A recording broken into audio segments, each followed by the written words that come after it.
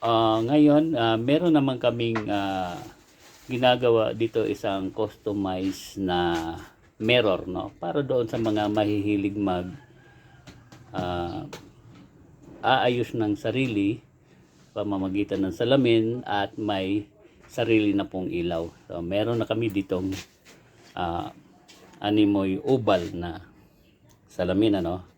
Papakita ko sa inyo kung ano yung kagandahan dito sa customize na ginawa namin compare doon sa iba. I-demonstrate nga natin.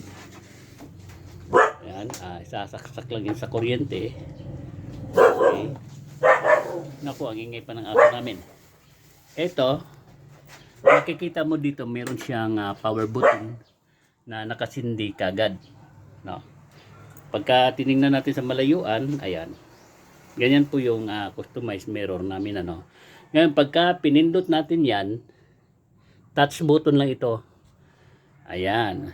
Ganyan po kaganda yan. Makikita nyo, pagka in-off nyo naman, para ito doon sa mga mahilig ayos ng sarili.